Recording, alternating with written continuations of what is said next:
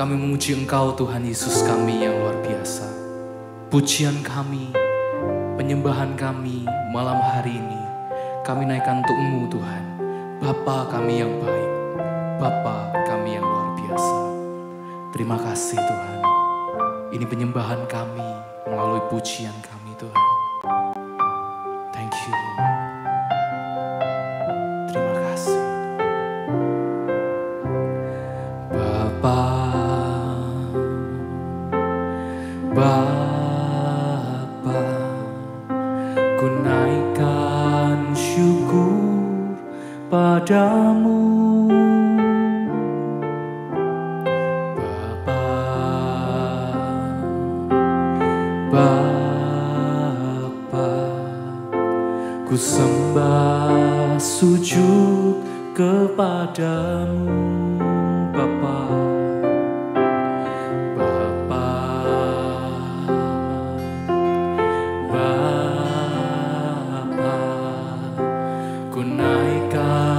syukur padamu. Bapa, Bapa, ku sembah sujud kepadamu. Sungguh besar dan kudus nama-Mu Bapa, ku selalu puji nama-Mu. Besar setiamu, rahmat-Mu di dalam hidupku. Bapa, ku mengasihi-Mu.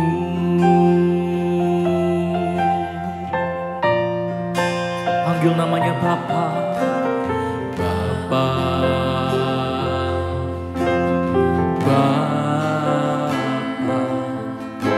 Ku naikkan syukur padamu.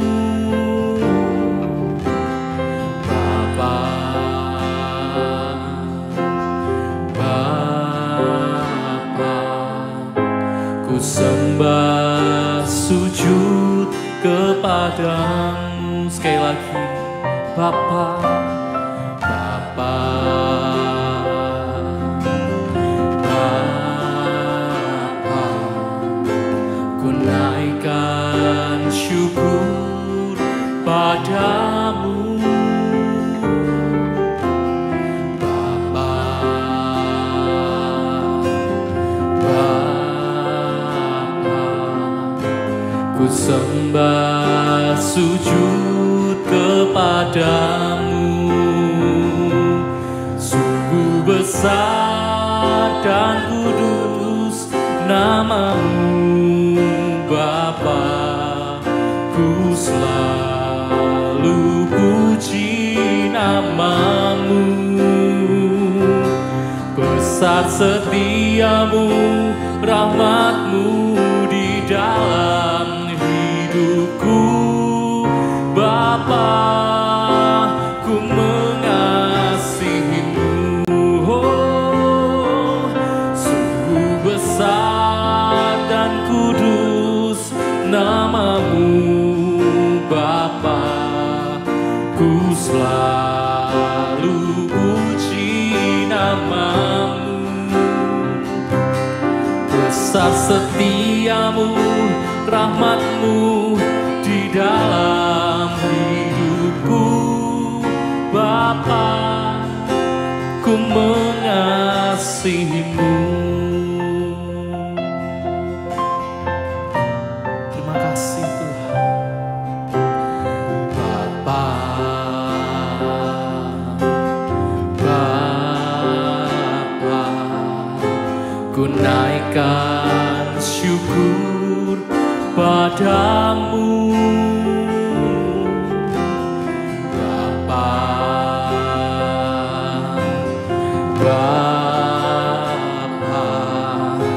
ku sembah sujud kepadamu.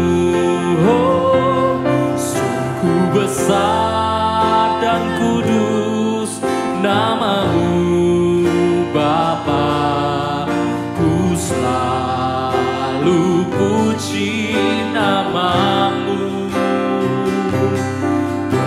setiamu, rahmatmu di dalam hidupku. Bapa, ku mengasihimu, sungguh besar dan kudus namamu. Bapa, ku selalu puji namamu. Besar setiamu, rahmatmu di dalam hidupku. Bapa, ku mengasihimu, sungguh besar dan kudus namamu. Bapa, ku selalu puji namamu.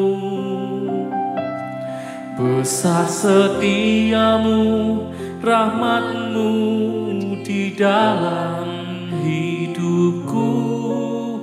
Bapa, ku mengasihi, sungguh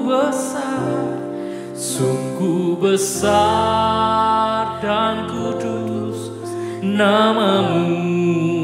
Bapa, ku selalu puji namamu.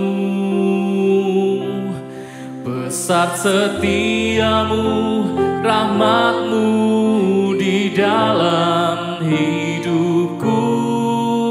Bapa, ku mengasihimu.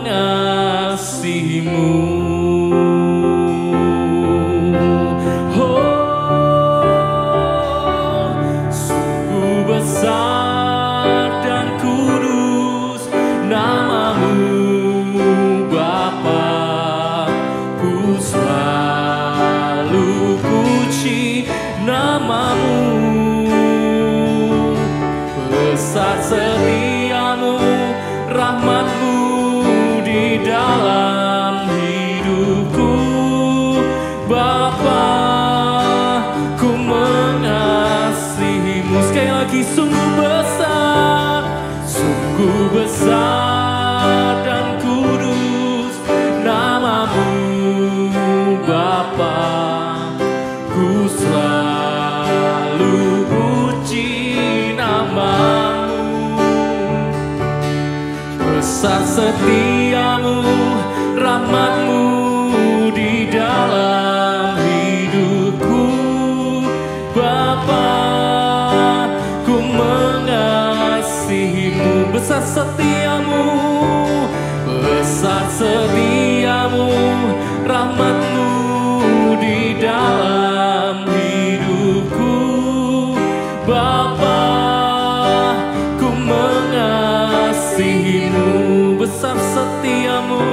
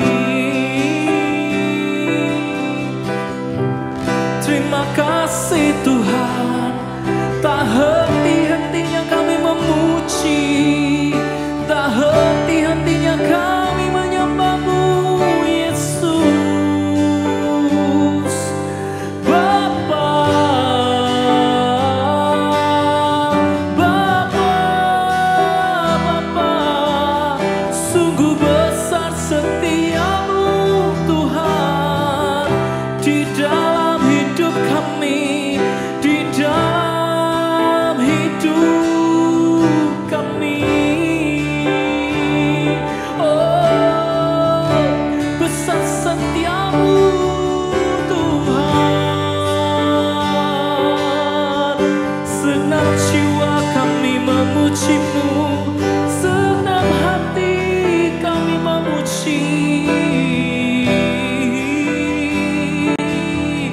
Datanglah kerajaanmu, jadilah kehendakmu di bumi seperti di surga.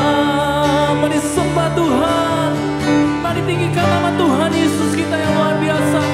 Dimanapun kau berada, sembah Tuhan, tinggikan nama Tuhan. Ya Tuhan, kami memuji-Mu. Ya Tuhan, kami menyembah-Mu Yesus. Dengan segenap hati dan jiwaku, kami angkat pujian bagi-Mu Yesus. Segalanya milik-Mu Tuhan, ini hati dan jiwa kami. Kami bawa sepenuhnya ke altar-Mu Tuhan. Kami bangun mezbah kami. Kami bakar korban syukur kami. Biar naik tinggi di hadapan-Mu, biar naik tinggi di hadapan-Mu. Jadi dupa yang harum, yang menyenangkan hati-Mu Tuhan. Biarlah manis Kau dengar Tuhan, biarlah manis Kau dengar Tuhan. Oh Yesus, haleluya. Bapa kami bersyukur, Bapa kami menyembah-Mu. Bapa, besar kasih setia-Mu dalam hidup kami. Haleluya. Oh Yesus Tuhan, ditinggikan Engkau, diagungkan nama-Mu Yesus. Haleluya. Segala pujian kami beri buat Engkau Tuhan. Segala hormat, pujian, kemuliaan kami beri Yesus.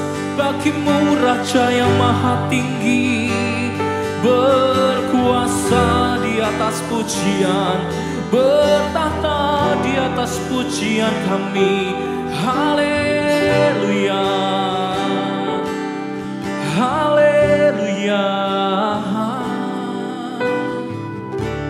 Terima kasih Tuhan, ini penyembahan kami.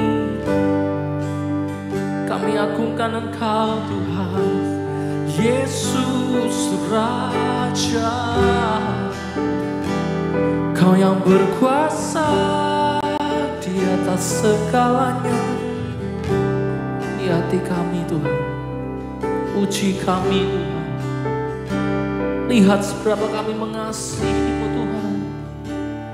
Malam hari ini kami mau katakan kami mengasihi-Mu lebih dari segalanya Tuhan. Lewat semua yang terjadi dalam hidup kami, penyertaan-Mu sempurna atas setiap kami Tuhan. Terima kasih Tuhan. Oh Yesus, terima kasih Tuhan.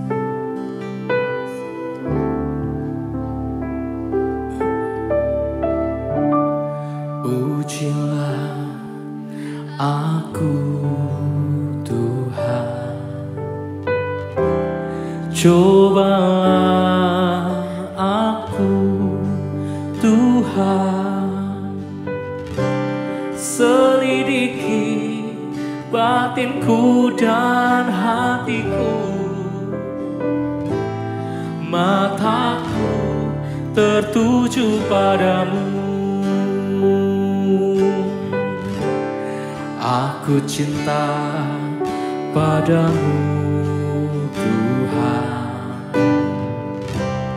Aku rindu hadirat-Mu Tuhan.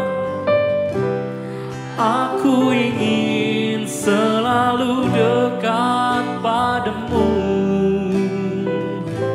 menikmati kehadiran kehadiran-Mu. Mari sama-sama kita katakan, ku nyanyi Hosana bagi Rajaku yang duduk di tahta. Aku muliakan dan ku agungkan, Kau layak disembah. Ku nyanyi Hosana bagi Rajaku yang duduk di tahta. Aku muliakan dan ku agungkan, Kau layak disembah.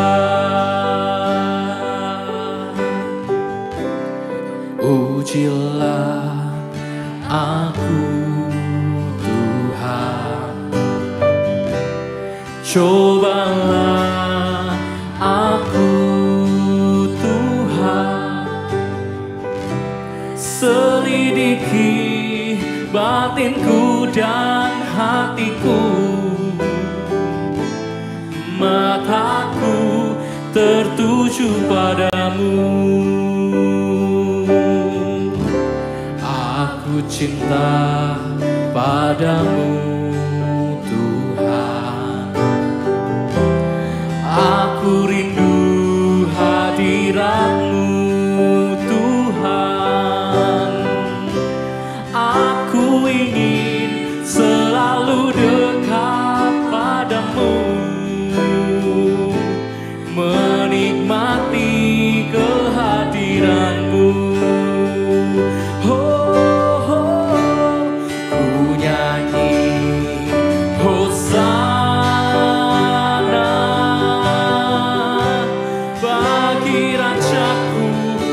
Duduk di tahta, aku muliakan dan ku agungkan, Kau layak disembah. Ku nyanyi Hosana, ku nyanyi Hosana bagi Rajaku yang duduk di tahta. Aku muliakan dan ku agungkan, Kau layak di. Sekali lagi ku nyanyi Hosana bagimu Tuhan, ku nyanyi Hosana bagi Rajaku yang duduk di tahta. Aku muliakan dan ku agungkan, Kau layak disembah. Ku nyanyi Hosana, ku nyanyi Hosana bagi Rajaku yang duduk di tahta.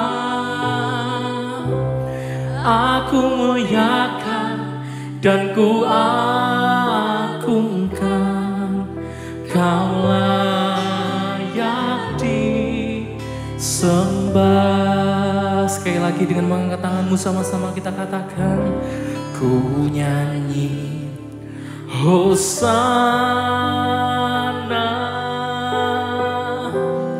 bagi Rajaku yang duduk di tahta.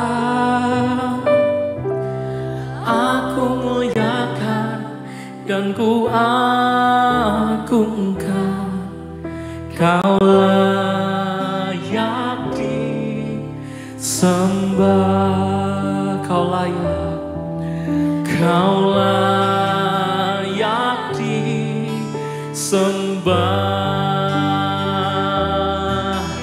Kau layak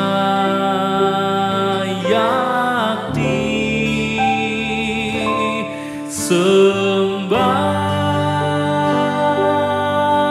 Kami sembah Kau Tuhan, kami tinggikan nama-Mu Yesus. Haleluya.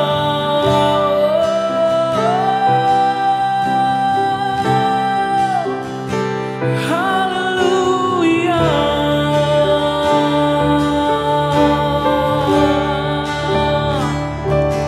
Ujilah aku Tuhan, lihat hatiku Tuhan, betapa aku mengasihi-Mu Yesus.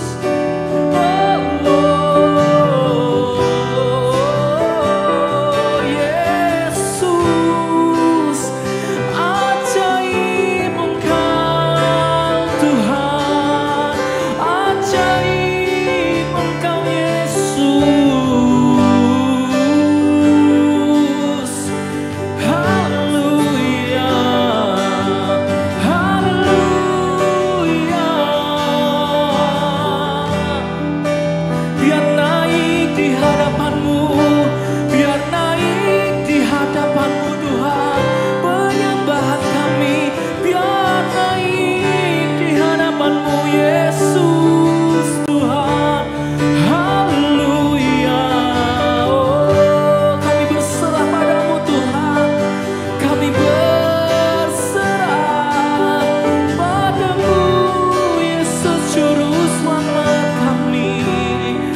Oh, kami berserah padamu Tuhan. Terima kasih Yesus Tuhan.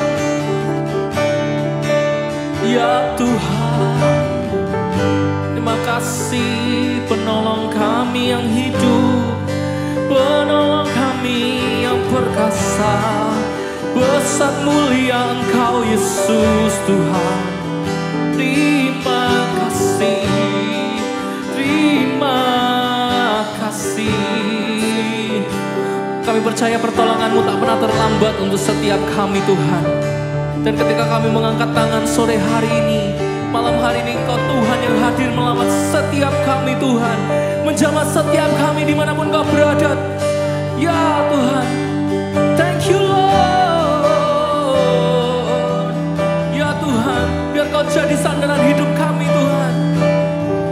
Kami percaya pertolongan-Mu ada dan nyata untuk setiap kami Tuhan, menyembuhkan setiap kami, memberikan kelegaan Tuhan, memberikan kemenangan buat setiap kami.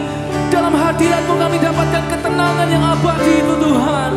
Thank you Lord. Haleluya.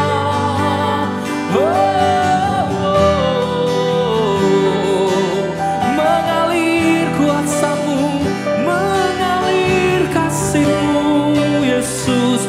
Mari berserah pada Tuhan malam hari ini. Mari berserah. Kami berserah. Thank you Lord. Terima kasih Tuhan.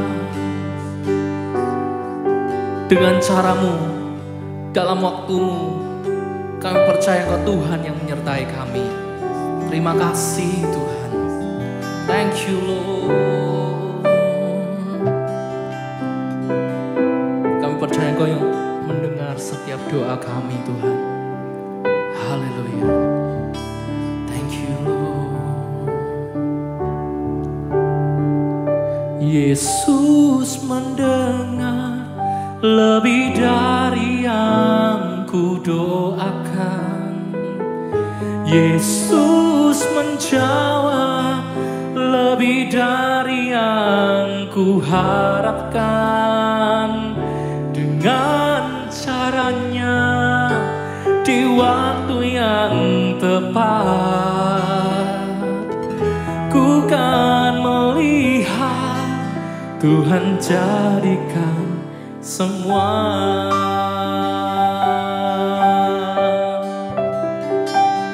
Terima kasih. Tak selalu Tuhan menjawab doa, namun Tuhan beri yang terbaik di waktu yang tepat.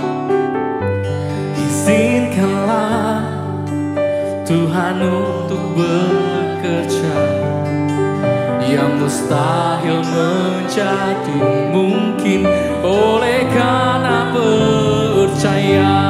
Yang percaya katakan, Yesus mendengar lebih dari yang ku doakan. Yesus menjawab lebih dari yang ku harapkan. Dengan caranya di waktu yang tepat, ku kan melihat Tuhan jadikan semua. Yesus lebih dari yang ku doakan. Yesus menjawab lebih dari yang ku harapkan. Dengan caranya di waktu yang tepat, ku kan melihat Tuhan jadikan semua. Kau yang percaya Tuhan jadikan semua, angkat tanganmu katakan, Yesus mendengar lebih dari yang ku doakan. Yesus menjawab lebih dari yang ku harapkan. Dengan caranya di waktu yang tepat, ku kan melihat Tuhan jadikan semua. Ku kan melihat Tuhan jadikan semua.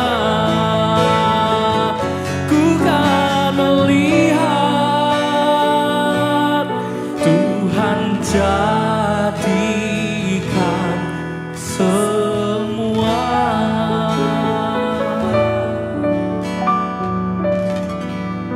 Berapa banyak yang bersuka cita karena hadirat Tuhan? Kasih salam kanan kiri, bilang Yesus baik. Haleluya. Saudara, saya sudah lama tidak ketemu dengan saudara, mungkin hampir 2 tahun.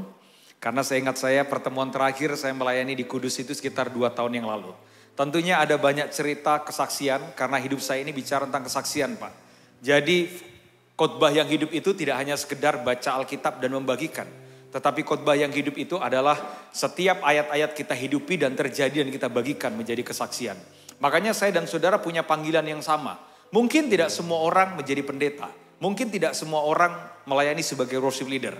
Tetapi semua orang punya panggilan yang sama sebagai saksi-saksi Kristus. Nah, saksi itu orang yang melihat dan merasakan. Makanya saudara akan bisa bersaksi kalau saudara melihat dan merasakan.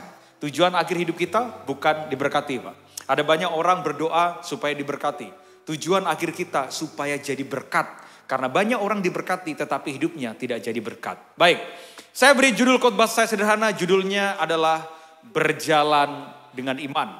Karena saya percaya bahwa sebagai orang percaya kita akan selalu berjalan dengan iman.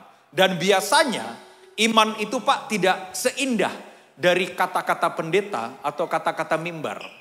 Seringkali dalam hidup kita mengalami proses yang namanya perjalanan iman. Saudara, Tuhan ketika datang ke dunia, salah satu janji Tuhan adalah Dia menyelamatkan umat manusia. Tapi hari itu seolah-olah di hari Jumat, Yesus mati, Yesus dianiaya, dan Yesus disalib. Tolong bisa ditampilkan, multimedia bisa ikuti saya. Kalau saudara beberapa bulan yang lalu, saudara memperingati yang namanya Hari Paskah. Nah, Hari Paskah itu diperingati di hari Minggu. Minggu is talking about the Passover. Minggu itu bicara tentang Paskah. Paskah adalah hari kebangkitan. Semua orang, Pak, suka tentang kebangkitan. Kebangkitan ekonomi, kebangkitan finansial, kebangkitan pelayanan, kebangkitan bisnis, kebangkitan keluarga. Semua orang suka tentang kebangkitan. Tapi mohon maaf, Yesus memang bangkit di hari Minggu. Tetapi sebelum Yesus bangkit, ada tempat dan hari namanya hari Jumat. Jumat bicara tentang salib.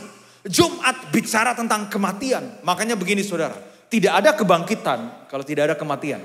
Nah, orang Kristen suka dengan kebangkitan.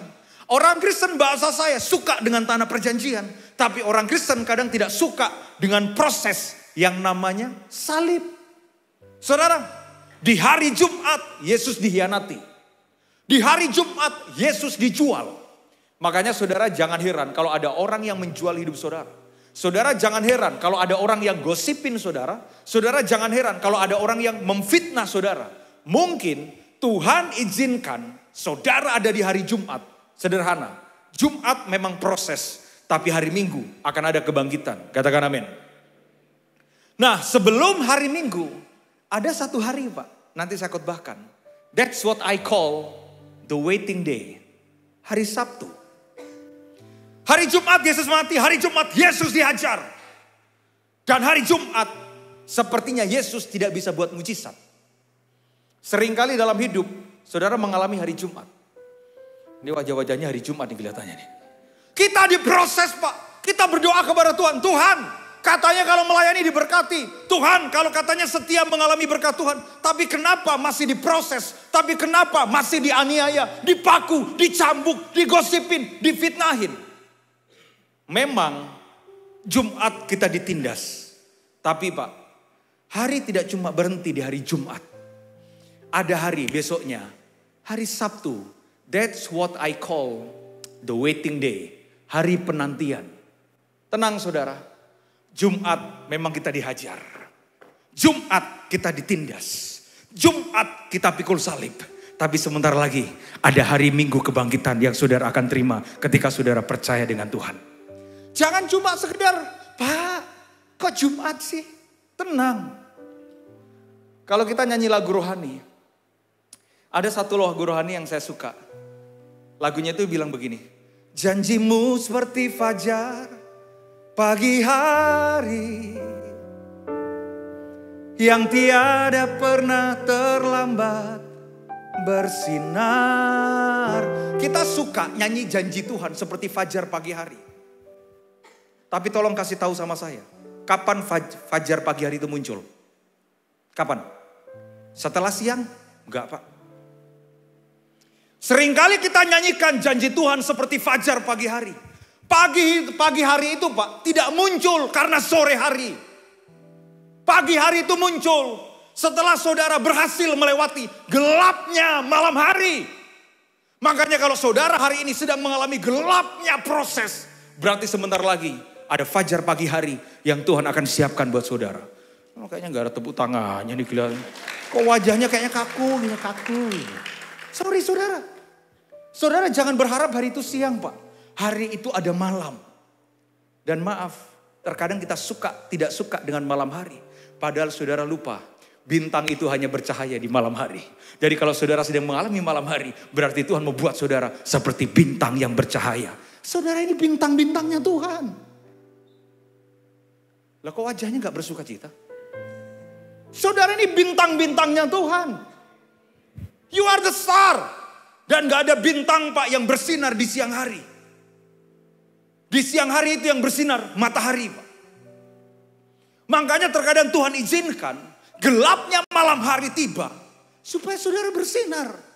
Nanti akan saya ceritakan apa yang terjadi dengan hidup saya. Makanya waktu orang Israel, mereka keluar dari tanah Mesir menuju tanah perjanjian. Mereka ngeluh karena mereka ada di satu tempat, namanya apa? Padang gurun. Saudara, jangan tersinggung dengan saya ya. Dari Mesir ke tanah perjanjian, jalan kaki cuma 11 jam. 11 hari. Dari tanah Mesir ke tanah perjanjian, jalan kaki itu cuma 11 hari. Tapi karena mulutnya orang Israel rusak Pak. Mereka muter 40 tahun. Kenapa? Sedikit-sedikit, Musa, kami lapar. Musa, kami haus. Musa, kami lapar. Musa, kami haus. Nah, ada orang Kristen yang mentalnya kayak orang Israel di padang gurun. Yang ditakutkan cuma makan, minum, pakai. Makan, minum, pakai. Sorry saudara. Bapak model saya rela kerja keras. Yang penting anak saya dapat susu yang terbaik. Bapak model saya aja tahu yang terbaik buat anak. Apalagi bapak saudara di sorga. Halo, am I wrong? Nah, orang Israel di padang gurun ngeluh, protes, ngomel. Persis siapa? Ibu-ibu di Kudus. Oh, Pak saudara bertobat. Saya tuh kadang heran ya. Kadang mohon maaf ya ibu-ibu ya. Bapak-bapaknya kok seneng? Saya nggak tahu ini ibu-ibu ini. Kadang kalau suaminya telat pulang tengah malam, kalau ngamuk Pak, bahaya loh. Ibu-ibu itu kadang kalah di urusan satu ini. Mulut. Suaminya telat pulang, itu Pak ngamuknya Pak. Kambing, binatang semua diucapin.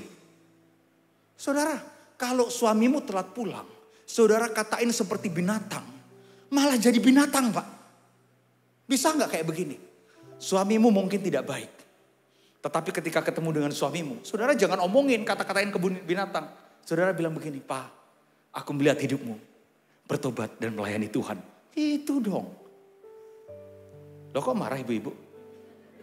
Makanya maaf ya, perkataan yang baik akan menghasilkan pribadi yang baik. Seringkali dalam hidup ketika kita panas, kita marah sama Tuhan. Makanya hari ini saya mau berbagi tentang satu orang. Siapa namanya? Namanya Ayub. Saudara bersuka cita? Baik. Ayub pasal pertama, ayat yang pertama. Kita baca bersama-sama saudara. 1, 2, 3.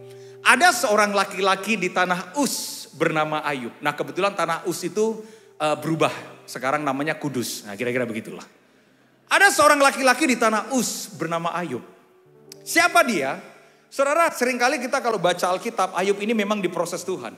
Dan kita berpikir orang yang diproses Tuhan itu orang yang jahat. Oh enggak. Saudara tidak akan pernah temukan dosanya Ayub itu apa. Ayub bukan penzina, Ayub bukan pemabuk, Ayub bukan penjudi. Kalau saudara bilang Ayub itu kena masalah karena dia jahat, wajar Pak. Terkadang tidak semua masalah datang kepada orang jahat.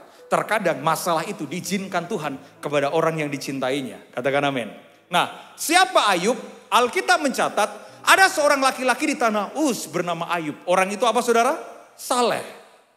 Dan jujur. Terus ia takut akan Allah dan menjauhi kejahatan. Ini Pak pria idaman. Gimana gak pria idaman Pak? Ayub ini saleh, jujur, takut akan Allah dan menjauhi kejahatan. Ayub ini, dia ini laki-laki yang sempurna. Benar Pak. Ayub ini laki-laki yang sempurna. Tapi Tuhan izinkan proses terjadi. Padahal dia ini orang yang rohani. Saya mau tanya sama saudara, kira-kira kalau orang itu saleh, jujur, ia takut akan Allah, menjauhi kejahatan, kira-kira orang yang rohani gak Pak? Orang rohani. Tapi tiba-tiba Ayub diproses sama Tuhan. Apa proses Ayub dari Tuhan? Ini Pak. Tiba-tiba hartanya habis. Semua ternaknya mati. Zaman itu BCA, BNI gak ada Pak. Jadi karena ternaknya banyak, tiba-tiba ternaknya mati semua. Tidak cuma ternak mati Pak. Keluarganya, anak-anaknya mati semuanya. Wah itu berat. Ada banyak orang yang hartanya habis, tapi keluarga masih utuh. Saudara bersyukur. Tapi Ayub tidak cuma hartanya habis, tapi anak-anaknya Pak, dalam waktu yang hampir bersamaan, anak-anaknya mati semuanya. Wah itu berat Pak. Itu berat. Kalau cuma harta habis bisa dicari. Tapi kalau anak-anak mati Pak. Itu harta kesayangan bagi orang tua. Dan Tuhan izinkan. Harta habis, anak-anaknya mati semuanya. Dan yang terakhir Pak. Kesehatannya hancur. Ada orang yang harta habis, keluarga bermasalah tapi masih sehat. Tapi Ayub Pak. Harta habis, anak-anak mati semuanya, kesehatan hancur, dia kena kusta. Masih tetap setia sama Tuhan. Saudara kan ke gereja kan enak kan, saudara diberkati Tuhan kan. Keluarga baik, apalagi toko rame, apalagi masih sehat. Tapi Ayub, anak-anak mati semuanya, hartanya habis, dan kesehatannya hancur karena dia kena kusta. Tapi yang luar biasa Pak, ayat berikutnya. Alkitab bilang begini. Yang bersuka cita, katakan haleluya. Ayub pasal 2 ayat yang 9. Maka, apa saudara? Berkatalah istrinya kepadanya, masih bertekunkah engkau dalam kesalehanmu? Coba, ketika Ayub diproses sama Tuhan Pak, istrinya gak kuat. Ketika Ayub diproses sama Tuhan, istrinya ngomel. Sampai istrinya bilang begini, masih bertekunkah engkau dalam kesalehanmu? Berarti Ayub ini Pak, sekalipun anak-anak mati, sekalipun harta habis, sekalipun kena kusta, sampai dia ambil beling, dia garuk tubuhnya, Alkitab tetap mencatat, dia tetap setia sama Tuhan. Istrinya Pak, gak kuat. Nah kebetulan istrinya Ayub itu tinggal di daerah Kudus. Oh selesai juga saudara. Istrinya gak kuat, ngomel Pak. Makanya mohon maaf ya, cintai suamimu bukan karena isi dompetnya. Tapi cintai suamimu bahkan dalam keadaan dia mengalami proses dan padang gurun. Makanya kalau ada wanita yang tetap setia ketika laki-lakinya diproses, itu wanita yang setia. Tepuk tangan buat wanita kudus. Padahal ada bapak-bapak yang bilang gini, bini gua ini. Saudara, istrinya gak kuat. Sampai istrinya bilang begini, masih bertekunkah engkau dalam kesalehanmu? Yang lebih luar biasanya, mulutnya habis makan pindang pedas, sepedas itu Pak mulutnya. Coba dia bilang apa? Kutukin aja Allahmu dan mati aja lu. Ada istri yang kayak begini? Ada, di mana? Di Kudus. Istrinya gak kuat Pak, makanya istrinya bilang begini, kutukin aja Tuhanmu, mati aja lu. Coba istri model apa kayak begini? Ya istri-istri di Kudus yang gak bertobat. Istrinya gak tahan Pak. Pak Alan kenapa kok senyum? Oh, istri gak begitu kan? Oh iya, di sini dia gak bilang, karena kalau Bapak bilang begitu di sini, Bapak sebentar tidur di luar rumah. Saudara, istrinya gak tahan. Seringkali dalam keadaan kita ditimpa masalah, orang tidak mensupport kita, bahkan meninggalkan kita dengan nyinyiran, dengan kata-kata murahan. Tapi yang saya luar biasanya dari Ayub Pak, dia tetap setia sama Tuhan. Apa buktinya? Ayat berikutnya, dia bilang begini, tetapi jawab Ayub kepadanya, apa saudara? Engkau berbicara seperti perempuan gila. Makanya kalau ada ibu-ibu modelnya kayak begitu, itu ibu-ibu gila itu. Apakah kita mau menerima yang baik dari Allah, tetapi tidak mau menerima yang buruk? Wait. Seringkali kita jadi orang Kristen, kita berpikir yang dari Tuhan itu pasti semuanya baik. No. Sorry. Hari tidak cuma hari Minggu Pak. Hari itu ada hari Jumat. Seringkali saudara mengalami hari Jumat yang namanya proses penyalipan, supaya saudara menikmati yang namanya hari kebangkitan di hari Minggu. Ayub bilang begini, apa kita cuma mau terima yang baik saja? Sedangkan kalau ada yang buruk, kita nggak mau terima. Belum tentu saudara, yang menurut saudara buruk, itu buruk di mata Tuhan. Seringkali apa yang terjadi, menurut kita buruk, ternyata baik. Ya? Nah, nanti saya akan ceritakan apa yang saya alami. Dalam kesemuanya itu, Ayub tidak berbuat dosa dengan bibirnya. Seringkali waktu kita punya masalah Pak, bibir lidah kita itu ikutan berdosa. Saudara, tolong ditampilkan tentang pengangkatan saya, kalau ada. Saya mau berbagi kepada saudara. Saudara, atas anugerah Tuhan, saya hanya seorang hamba Tuhan, saya hanya seorang pendeta, saya jebolan sekolah teologi, tapi atas anugerah Tuhan, yang di sebelah kanan ini yang saudara lihat, hari ini saya diangkat sebagai seorang komisaris independen di perusahaan BUMN, namanya PT Wika Realty. Kalau saudara jalan ada tulisan Wika, Wijaya Karya. Nah saya diangkat jadi komisaris di BUMN di PT Wika Realty. Saudara, di sebelah kiri saudara, 3 minggu yang lalu saya ditunjuk dan diminta untuk saya menjadi seorang tenaga ahli di kantor komunikasi kepresidenan. Jadi memang hari ini kalau orang tanya, loh Pak berarti hari ini Bapak komisaris di BUMN? Yes I am. Dan Bapak juga di tenaga ahli kantor komunikasi kepresidenan? Yes I am. Saudara mau tahu ijazah saya apa? Teologi. Sekolah saya sudah tutup 5 tahun yang lalu. Saya cuma sekolah teologi ya Pak. Tapi saya percaya di hadapan Tuhan sekolahnya udah tutup 5 tahun yang lalu. Tapi hari ini Tuhan percayakan saya baru pulang 3 minggu yang lalu, saya baru pulang dari Shanghai, China. Dan nanti minggu depan saya akan berangkat ke Jepang. Saya bulan Oktober saya akan berangkat ke Jerman. Dan saya bulan Desember awal saya akan berangkat ke Swiss. Ada banyak kepercayaan Tuhan terutama saya untuk saya berkontribusi terhadap negara. Karena bangsa ini Pak jangan cuma sekedar didoakan. Tetapi kita harus mengerjakan supaya bangsa ini sejahtera. Ada amin? Makanya harusnya Kristen Pak, kita tidak cuma sekedar sibuk berdoa, tetapi kita sibuk untuk berkontribusi terhadap bangsa dan negara. Nah, saya mau cerita sedikit tentang pengangkatan saya ini. Saudara, saya ingat persis saya baru pulang dari Kudus. Waktu itu, saya khotbah di JKI Immanuel Kudus di gereja saudara. Saya baru pulang dari Kudus, saya balik ke Jakarta, tiba-tiba saya ditelepon sama teman saya. Teman saya itu bilang begini, Pastor David, siap. Pastor bisa ke Australia enggak? Oke. Padahal sebelum dari Kudus itu, saya dan istri baru pulang dari Taiwan. Ibu-ibu Pak, kalau diajak jalan-jalan, lebar Pak matanya Pak. Itu ibu-ibu tuh. Nah, waktu itu kami mau berangkat 7 orang. Kami mau berangkat ke Australia. Tiba-tiba Pak, visa sudah kami urus lewat agen visa. Tiket pulang pergi kami sudah beli. Kira-kira 1 orang itu kami keluar uang 10 juta Pak. Dan kami itu mau berangkat 7 orang. Tiba-tiba Pak, pas hari H kami mau berangkat ke Australia.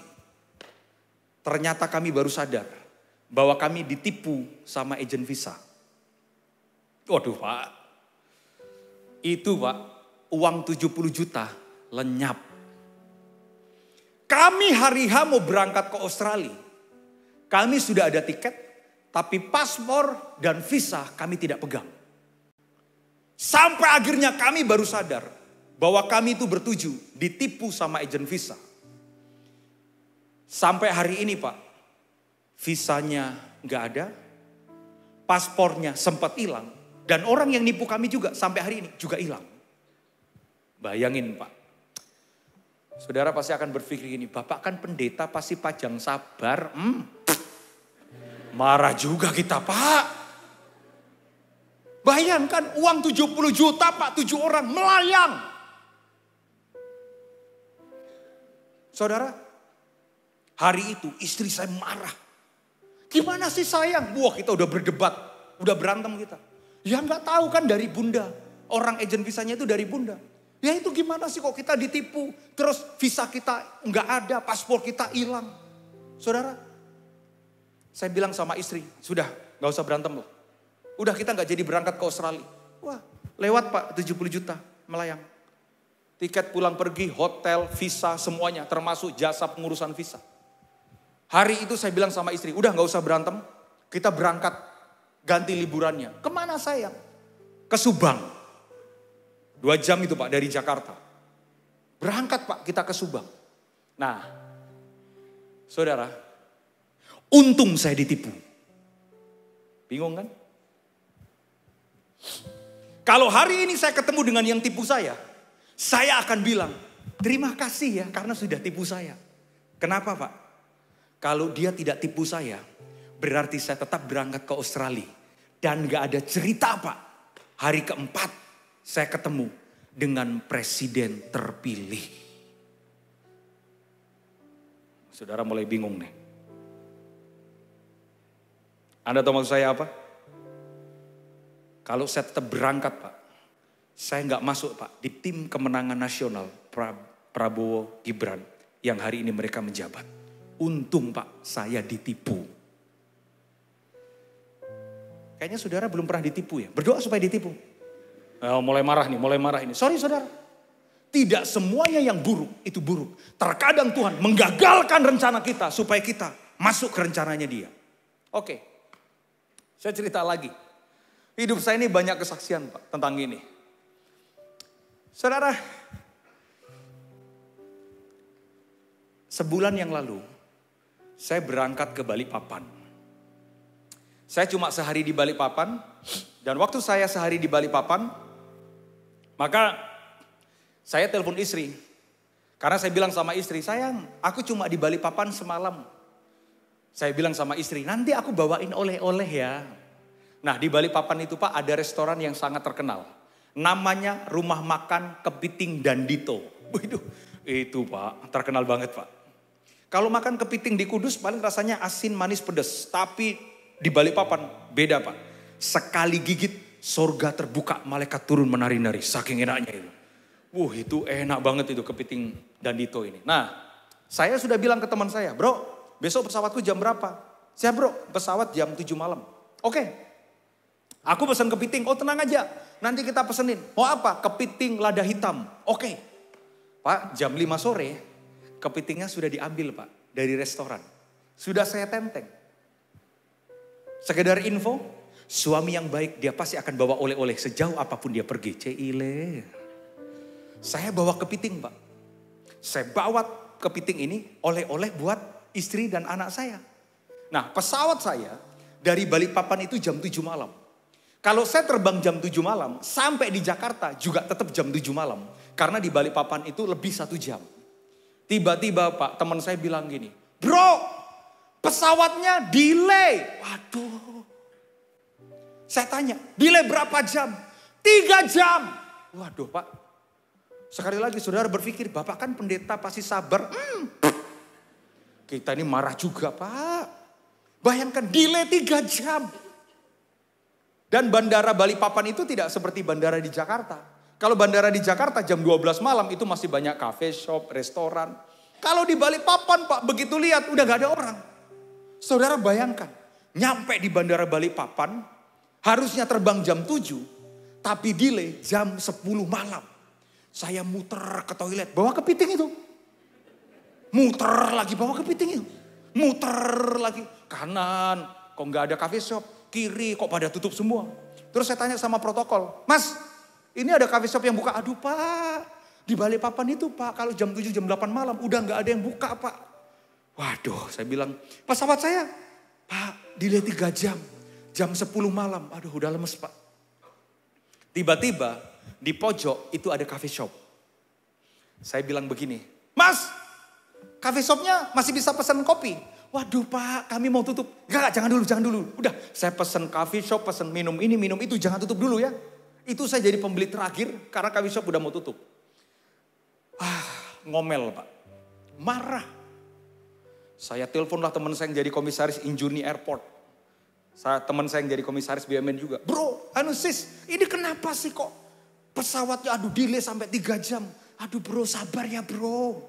Kamu kan pendeta, sabar ya. Ya pendeta sih pendeta, tapi sabar ada batasnya gitu. Nah saudara, saya delay 3 jam. 9:30, tiba-tiba saya lihat ada satu orang yang kayaknya saya kenal. Dan orang ini, dia juga lihat saya. Kok sepertinya dia kenal saya. Cuma saya agak bingung, dia juga bingung. Jadi kami itu bingung, ketemu bingung, kami saling membingungkan. Saya lihat dari jauh. Ini orang ini siapa ini? Dia juga lihat dari jauh. Ini orang siapa? Tengah malam ada di bandara. Saya juga lihat ini orang ini tengah malam kok ada di bandara juga.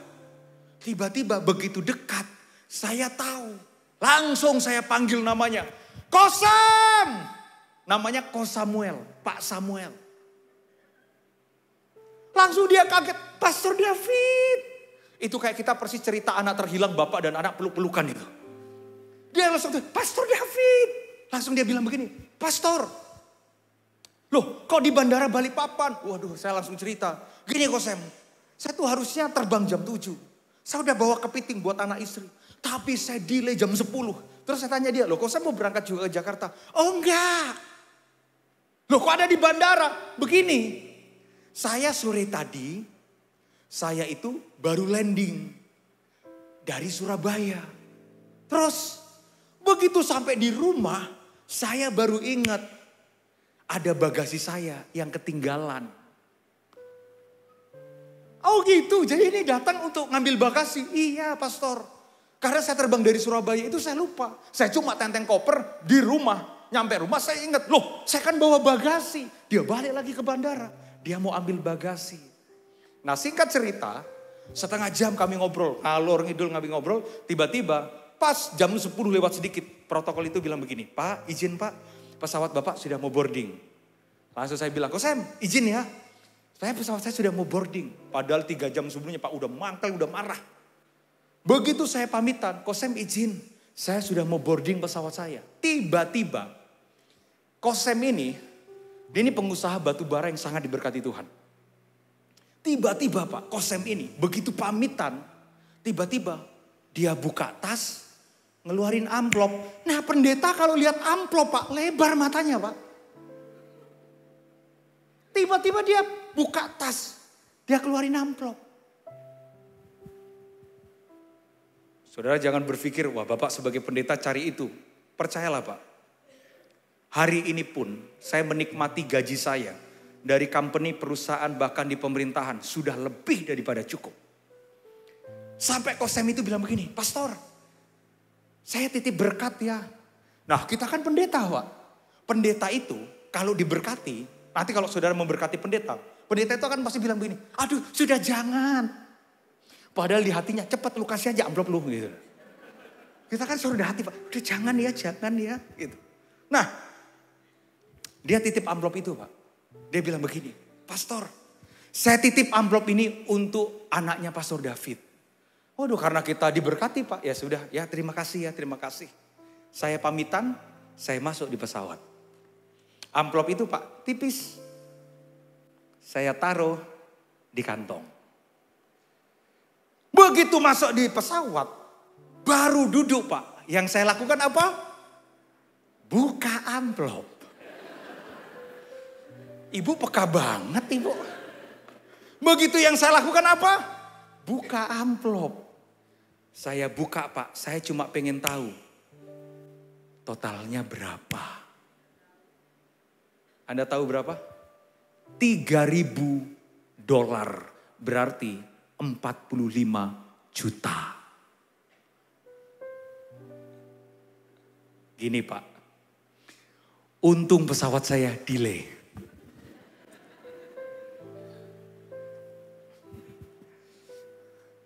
Untung pesawat saya delay. Kalau nggak delay Pak, nggak ada barang itu Pak.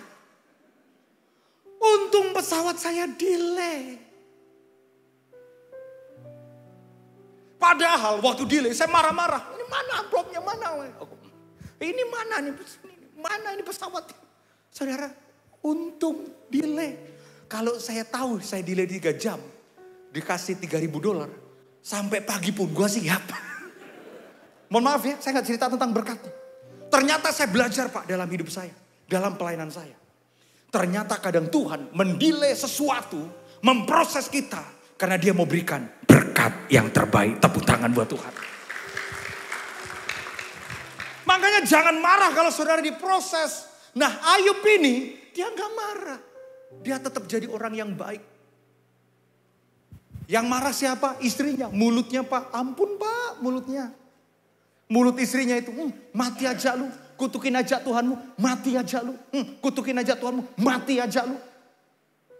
Istrinya gak tahan. Tapi Ayub dia tetap setia kepada Tuhan. Nah ketika diproses dengan apa yang dia alami.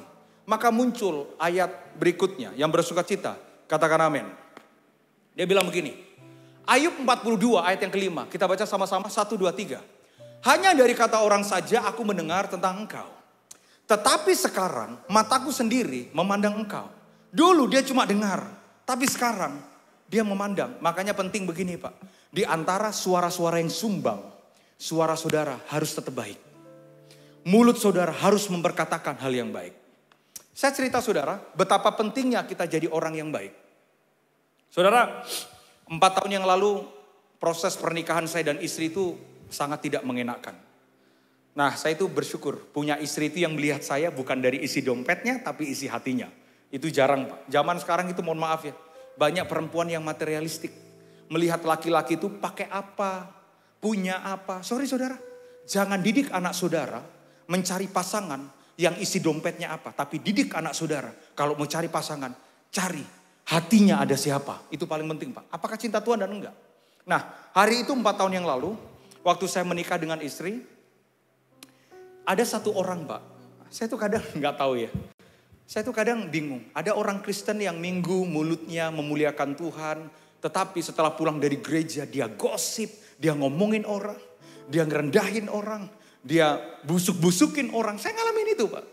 Nah ada orang ini nih orang Kristen. Tiba-tiba orang itu ngomongin yang buruk Pak tentang saya. Dia udah ngomongin yang David Terson itu pendeta gak bener lah. David Terson itu pendeta yang rusak lah. Waduh semuanya Pak. Sampai mohon maaf keluarga dari istri saya itu percaya. Apalagi saya itu lahir dari keluarga yang mohon maaf saya lahir di kampung namanya Kampung Tolisu. Kecamatan Toili Kabupaten Lubanggai. Kampung saya itu Pak persis berbatasan dengan hutan. Jadi kampung di belakangnya itu hutan belantara. Makanya waktu kecil mama saya itu agak tidak bisa bedakan mana anaknya, mana anak monyet, hampir mirip. Ya, itu kampung sekali Pak. Nah istri saya dari kecil gak pernah susah. Istri saya itu lahir dari keluarga Tionghoa yang sangat diberkati Tuhan. Mertua saya buka toko, mertua saya itu ada cuci mobil, ganti oli, mereka buka ekspedisi kontaineran. Usaha mereka tuh sangat diberkati, aset mereka itu di mana-mana. Nah hari itu tiba-tiba ada satu orang, dia jelekin saya Pak. Aduh, kadang orang Kristen itu mohon maaf ya. Kalau ngejelekin orang Pak, pedes dan jahatnya minta ampun. Ya perlu berterima kasih kepada Yudas-Yudas yang datang di sekitar Yesus. Kalau saudara ketemu dengan Yudas jangan marah. Karena Yudas dipakai oleh Tuhan untuk membawa Yesus pada kemuliaan. Makanya begini, tidak akan pernah ada Pak. Benih itu tumbuh subur kalau nggak ada sampah dan kotoran. Terkadang orang melempar sampah dan kotoran atas hidup saudara, jangan dibalas. Karena sampah dan kotoran akan jadi pupuk yang sangat menyuburkan. Hanya saja tergantung saudara benihnya atau saudara adalah sampahnya. Nah orang ini dia jelekin tentang saya. Dia tulis saya di Facebook. Ada pendeta inisial D. Siapa lagi Pak? Gak mungkin Dono, pasti David. Wah dia jelekin saya Pak. Dia jelekin saya. Ampun dia jelekin. Sampai saya itu, aduh nyesek dada saya. Terus saya tuh mikir begini. Saya salah apa ya sama orang ini ya? Saya gak pernah berbuat salah tapi kenapa dia jelekin saya? Dia jelekin saya Pak. 4 tahun yang lalu. Sampai dia tulis di Facebook dia jelekin saya. Tiba-tiba bulan Oktober barusan, persis seminggu setelah pelantikan menteri dan wakil menteri, saya diangkat tadi jadi komisaris di BUMN. Dan tahu saudara, perusahaan ini itu ada di beberapa provinsi Indonesia. Ada di Jakarta, ada di Banten, ada di Jawa Barat, ada di Jawa Tengah, ada di Surabaya, ada di Bali, ada di Kalimantan, ada di Sumatera, ada di Sulawesi Selatan, dan ada juga di Manado. Saudara mau tahu? Orang ini kerja di mana? Di perusahaan yang saya pimpin, cabang di Manado. Kira-kira Pak, kita mau apakan dia? Mohon maaf ya. Jangan suka merendahkan orang. Karena saudara tidak akan pernah tahu kapan orang itu ditinggikan oleh Tuhan. Tiba-tiba teman saya dari Manado, dia telepon Pak. Teman saya dari Manado. Shalom Pastor. Shalom bro. Selamat ya. Pastor sudah diangkat jadi komisaris di perusahaan Wika Realty. Terima kasih bro. Pastor tahu gak orang yang jelekin Pastor 4 tahun yang lalu itu kerja di mana? Iya gua tahu. Pastor udah. Dia bilang begini, bagi job. Maksudnya sikat aja. Makanya akan ada orang yang datang jadi kompor di telinga saudara. Itu setan yang jangan didengerin. Dia bilang sama saya, pecat aja. Saudara, saya panggil direksi. Saya bilang gini, Pak, Bapak ini ada orang yang kerja di sini.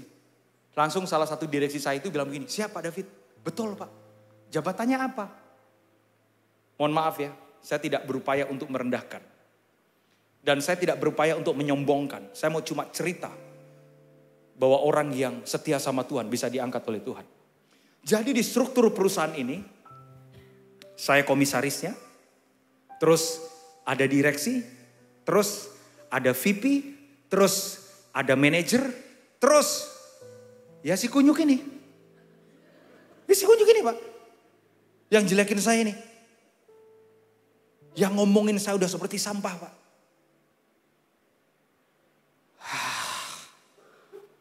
Saya ngelus dada Pak. Saudara, segampang saya membalikan telapak tangan seperti ini, saya cuma bilang sama direksi, mulai besok pecat dia. Selesai Pak orang itu Pak. Gak perlu saya telepon, gak perlu. Saya tinggal bilang besok pecat ya. Udah selesai Pak orang itu. Saya pulang ke rumah, ketemu sama istri. Begitu ketemu sama istri, saya bilang gini, sayang, kamu tahu gak orang itu? Yang mana? Itu yang teman yang jelekin aku itu. Oh iya. Dia tuh kerja di situ. Kerja di mana? Kerja yang hari ini itu aku diangkat jadi komisarisnya. Tahu gak istri saya langsung bilang apa? Kamu hamba Tuhan loh ya. Maksud saya iya, saya hamba Tuhan. Saya pecat dulu baru saya minta ampun itu maksudnya. Langsung istri saya bilang, kamu hamba Tuhan loh ya. Saudara, paling berat itu Pak, mengampuni. Berat. Saya ingat bagaimana dia jelekin saya. Saya ingat bagaimana dia sampahin saya di Facebook. Saya berdoa sama Tuhan. Giliran Pak, saya balas orang itu. Saya tulis juga di Facebook. Boleh dong. Pendeta balas boleh Pak? Boleh dong. Loh masa gak boleh? Boleh gak? Boleh Pak. Caranya bagaimana? 4 tahun yang lalu dia tulis saya di Facebook. Dia jelek-jelekin saya. Giliran saya tulis tentang dia sekalipun tidak nama. Juga di Facebook. Kalau saudara gak percaya, silakan cek Facebook saya. Kira-kira tanggal 2 November. Karena saya tahu lah banyak jemaat yang kadang suka kepo kan. Silakan cek Facebook saya. Kalimat pertama yang saya tulis Pak. Teruntuk orang yang jelekin saya. Orang yang sudah ngomongin saya seperti sampah. Jadi orang ini Pak. Begitu dia tahu saya diangkat jadi komisaris. Tiap hari Instagram saya itu diliatin. Ternyata Pak dia takut. Dipecat. Dan maaf, saya cek Pak orang ini punya 2 orang anak. Tapi masih bisa Pak ngejelekin orang. Saya tulis Pak di Facebook saya. Teruntuk orang yang ngomongin dan nyampahin saya. Kalimat saya yang pertama, dia takut Pak mau dipecat. Kalimat yang pertama, saya janji saya tidak akan pecat Anda. Yang kedua, Pak. Saya janji kalau Anda kerja baik sebagai komisaris, saya akan naikkan jabatan Anda. Tenang, hidup boleh disakiti, tetapi orang yang diurapi pasti akan memberkati. Tepuk tangan buat Tuhan. 4 bulan yang lalu, saya berangkat ke Manado. Begitu saya berangkat ke Manado, Pak. Saya mampir, jadi kalau saudara cek kota Manado itu, di Manado itu ada hotel yang jadi ikon, namanya Best Western Lagoon. Dan juga ada Taman Sari, perumahan di Manado. Nah itu salah satu proyek kami. Begitu saya sampai di Manado, setelah ketemu mertua dan yang lain, saya mampir Pak di proyek itu. Pak, saya ketemu Pak dengan orang yang merendahkan dan bahkan nyampahin saya 4 tahun yang lalu. Itu Pak, orang itu begini Pak. Udah gini Pak, udah gini. Saya bilang begini, Pak apa kabar? Dia ngerasa bersalah. Dia ngerasa bersalah. Saya bilang begini, Pak apa kabar Pak? Siapa Pak David? Siapa Pak David? Saya tarik dia. Udah jangan begitu, kita kan saudara. Padahal pengen saya suntik juga pantatnya dia. Saya panggil dia. Udah saya panggil dia supaya gak dilihat yang lain. Bilang, udah kita saudara. Pak, dia peluk saya Pak, dia nangis Pak. Dia minta maaf saya. Pastor saya minta maaf, pastor saya berdosa. Ya biasalah Pak, penyesalan itu selalu di akhir. Dan yang luar biasanya Pak, saya ajak dia makan. Saya ajak dia, ayo kita makan. Saya ajak dia makan Pak. Bisa saudara kayak begitu? Nah, kayaknya wajahnya penuh dengan kebencian nih kayaknya.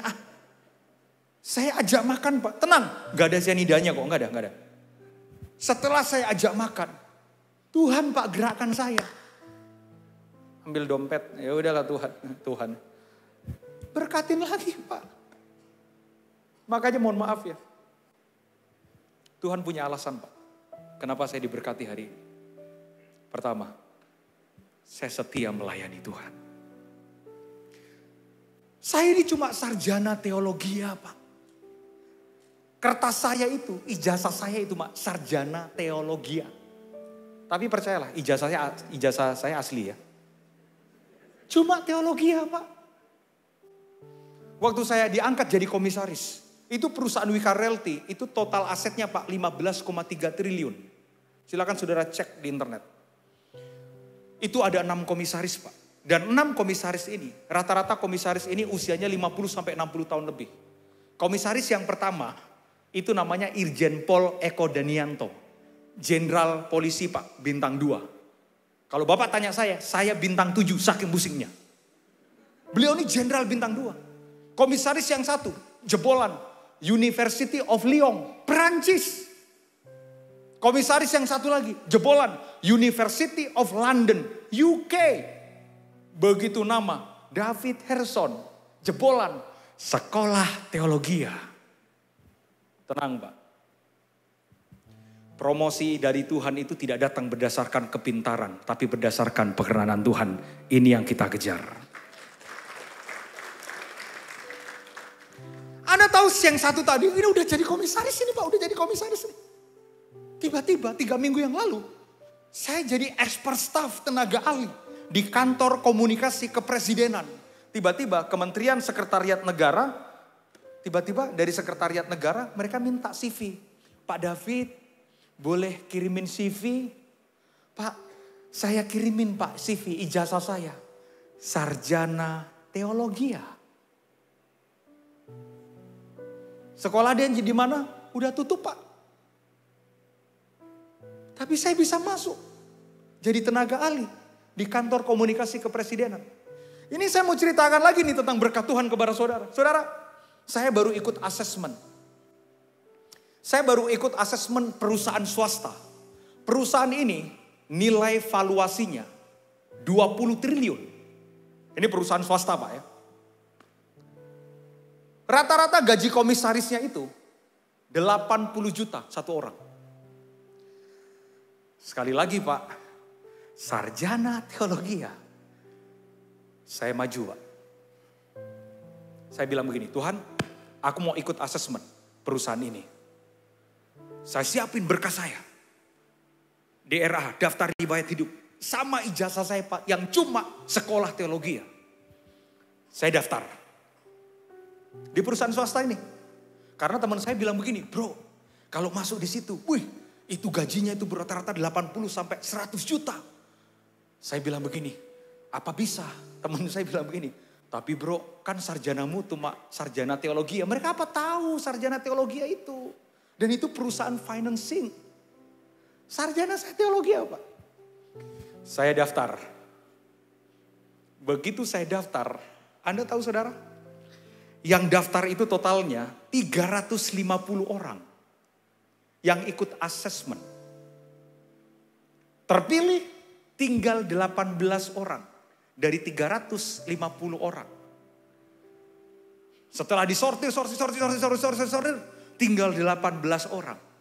Dan saudara tahu, David Herson salah satunya. Yang cuma sarjana teologia.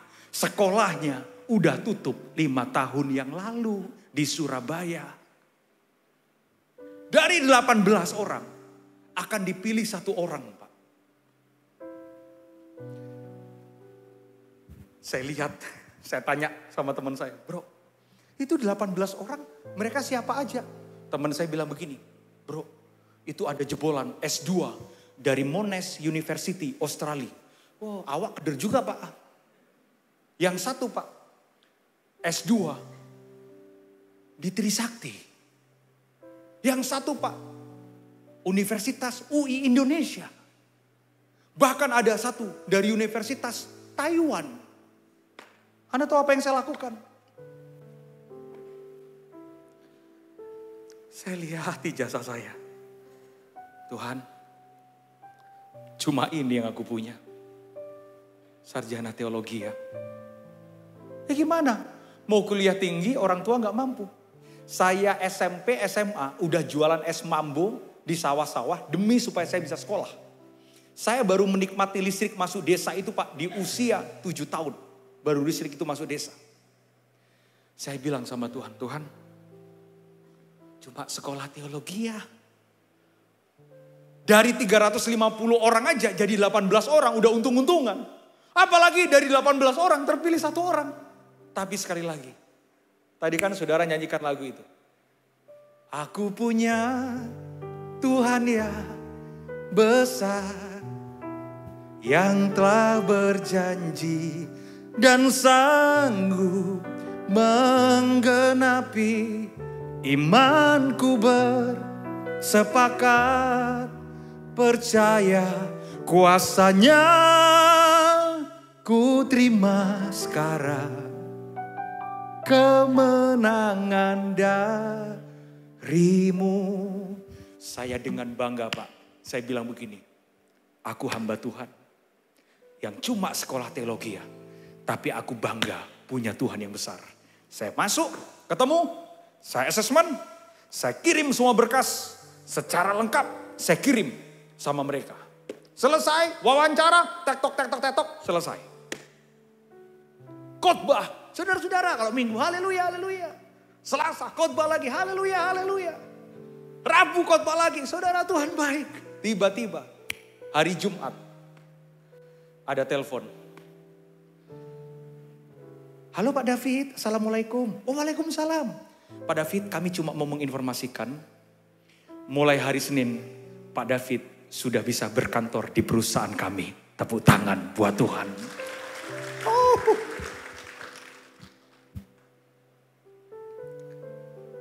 Sarjana teologi ya. Cuma hamba Tuhan. Cuma pendeta Pak. Teman saya Pak, dia bukan orang Kristen. Dia bilang begini, bro, gimana caranya kau bisa kepilih? Gak tahu. Bagaimana caranya? Kau aja cuma sekolah teologi, kau itu cuma pendeta. Sampai dia itu mohon maaf bro, kau kan cuma pendeta, kok bisa terpilih sih? Banyak orang Pak merebutkan posisi di situ. Karena memang gajinya ya segitu 80 sampai 100 juta Pak. Saya bilang sama dia, gak tahu. Kok bisa sih terpilih? Gak tahu saya Pak. Tenang, ijazah boleh standar, tapi tidak dengan rencana Tuhan atas hidup saya. Ini yang saya kejar Pak. Makanya sampai hari ini saya tetap setia melayani. Hari ini saya ngalamin berkat Tuhan. Karena saya tahu, dulu aku cuma mendengar dari kata orang. Tetapi sekarang mataku sendiri menyaksikan. Saya bisa cerita kepada saudara bahwa anak kampung sekolah teologi ketika dia beriman, dia punya Tuhan yang besar. Tuhan yang besarnya itu mewujudkan iman anak orang kampung ini. Sederhana, tidak ada satupun yang mustahil buat orang percaya. Beri tepuk tangan buat Tuhan Yesus. Terus ayat terakhir. Kita baca sama-sama, 1, 2, 3. Lalu Tuhan memulihkan keadaan Ayub setelah ia meminta doa untuk sahabat-sahabatnya. Dan Tuhan memberikan kepada Ayub 2 kali lipat dari segala kepunyaannya dahulu. Saya undang saudara makin berdiri, kasih salam kanan kiri. Bilang, mari tetap setia melayani. Mari tetap setia kepada Tuhan. Bahwa orang yang setia pasti akan diberkati Tuhan. Kau telah buktikan cintamu padaku. Kau membayarku dengan hidupmu. Ku bersyukur yang ada padaku. Semuanya milikmu. Ku persembahkan seluruh hidupku di mezbahmu. Hanya Kau yang menjadi tempat jawaban. Hanya Kau tempatku berharap. Berjalan bersamamu ku takkan goyah. Sebab tangan kasih-Mu tersedia bagiku selamanya.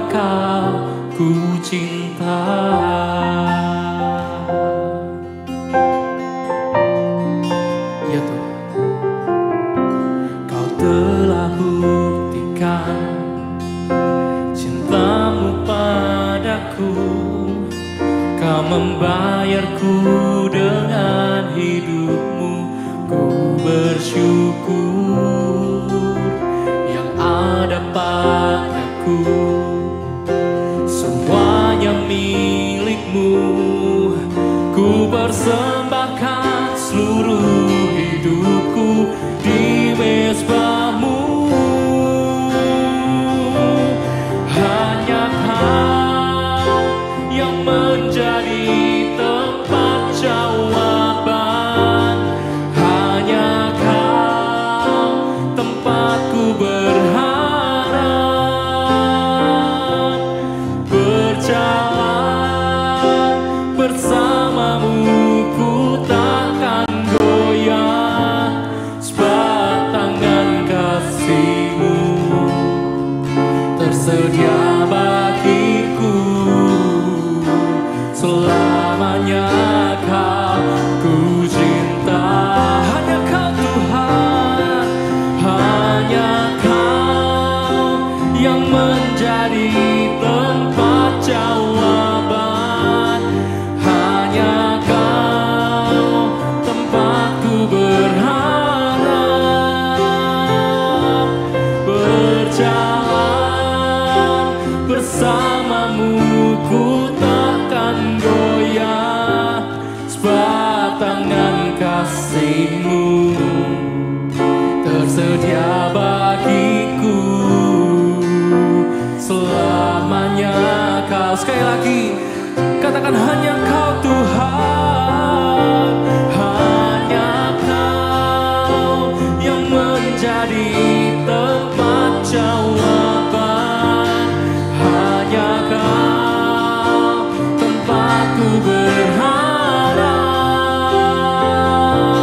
Berjalan bersamamu ku takkan goyah, sebab tangan kasih-Mu tersedia bagiku.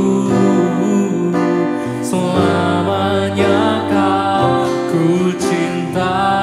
Selamanya, selamanya Kau ku cinta.